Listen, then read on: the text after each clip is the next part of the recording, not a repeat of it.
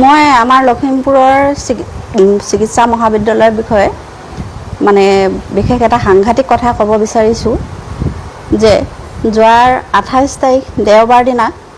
প্ৰায় ঠিক 12 মান বজাত মই সৰু ল'ৰাটো এটা এক্সিডেণ্ট হ'ল স্কুটি এক্সিডেণ্ট বিশেষ হেৰি নহয় কিন্তু সেই এক্সিডেণ্টটো হোৱাৰ পাছত মানে আমাৰ বিপুৰীয়াৰ মেডিকেললৈ আনি তাত যিখিনি চিকিৎসা কৰিব লাগে ডক্টৰ নাৰ্ছে সেইখিনি কৰিলে কৰি লৈ আমাক লখিমপুৰ মেডিকেল কলেজলৈ বুলি ৰেফাৰ দিলে আৰু ৰেফাৰ দিয়াৰ পাছত আমি যেতিয়া গৈ লখিমপুৰ মেডিকেল কলেজত সোমালৈ তেতিয়া আমি ইমাৰ্জেঞ্চি ৰুমত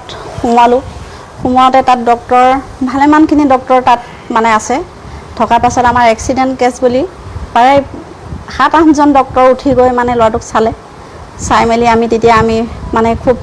দুখত ভাগি পৰিছিলোঁ যে ল'ৰাটো এক্সিডেণ্ট হৈছে কিমান কি হৈছে কি নহৈছে তেখেতলোকক কৈছোঁ আপোনালোকে আমাক কিবা এটা কৰি কিবা এটা নহয় আমি দুখীয়া মানুহ আমি এতিয়া এক্সিডেণ্টটো হৈ গ'ল আমি চৰকাৰী হস্পিটেললৈ সেইকাৰণে আহিব লগা হৈছে আৰু গতিকেলৈ আপোনালোকে আমাক কিবা এটা সহায় কৰক বুলি আমি মানে তেখেতলোকক ভৰিয়ে হাতে ধৰা দি ধৰিছোঁ মই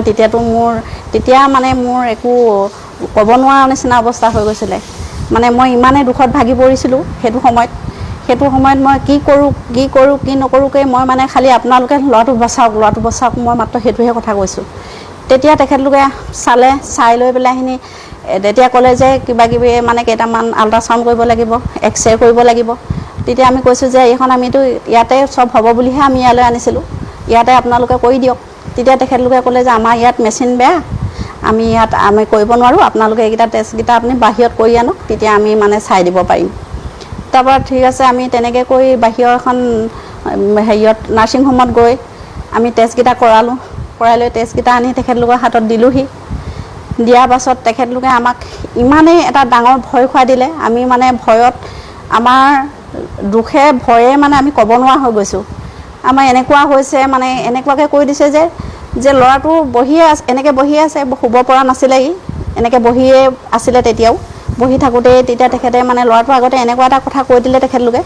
যে আপোনালোকে ৰৈ নাথাকিব ল'ৰাটোৰ হাতত সময় কম আছে মাত্ৰ 3 ঘণ্টাৰ সময় আছে সেই 3 ঘণ্টাৰ সময়ৰ ভিতৰত আপোনালোকে ভাল উন্নত এখন চিকিৎসাৰ কাৰণে বাহিৰলৈ নিব লাগিব নতু ডিব্ৰুগড়লৈ নিয়ক নতু গুৱাহাটীলৈ লৈ যাওক তেতিয়া আমি একদম উপায়ন্ত হৈ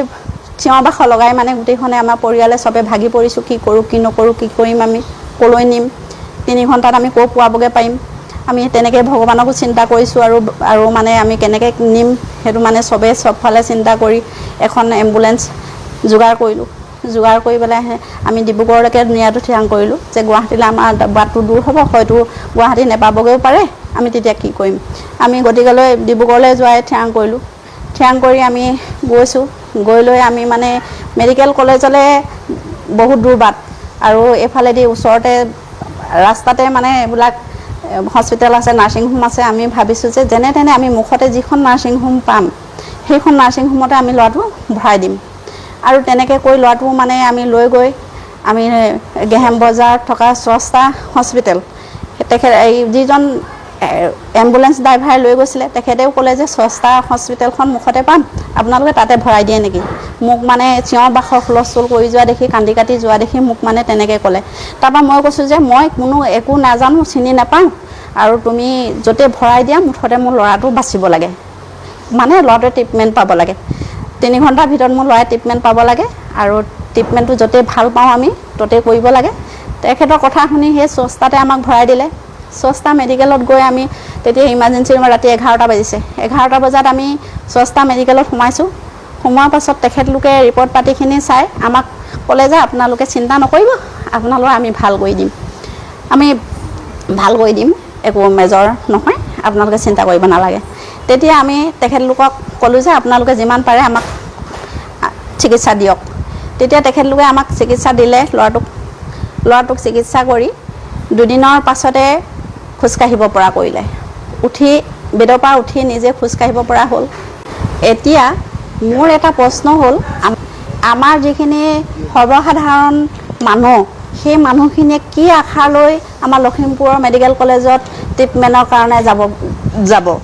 আৰু গৈও যদি একো সুফল নাপায় আৰু যদি ভয় খুৱাই দিয়ে এনেকৈ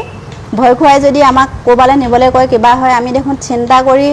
আমাৰ নিচিনা সৰ্বসাধাৰণ মানুহবোৰে চিন্তাতে আমি তাতে হাৰ্ট ফেইল কৰিব লগা হ'ব আৰু গতিকে লৈ আমাৰ ইয়াতো যিখিনি একো সুবিধা আমি নেপালোঁ আমাক যাতে এইখিনি সুবিধাখিনি আমাৰ অসম চৰকাৰে যদি আমাৰ এইখিনি সুবিধা কৰি দিলে হয় তেতিয়াহ'লে আমি নিশ্চয় আমি ল'ৰাটো আমি ইয়াতে সুস্থ কৰিব পাৰিলোঁ হয়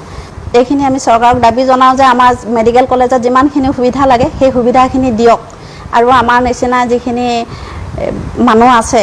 সেই মানুহখিনিয়ে ট্ৰিটমেণ্ট পাওক মই ইয়াকে কৈছোঁ আৰু লখিমপুৰ কলেজখনৰ বিষয়ে মানে বহুত আৱেগিক হৈ পৰিছোঁ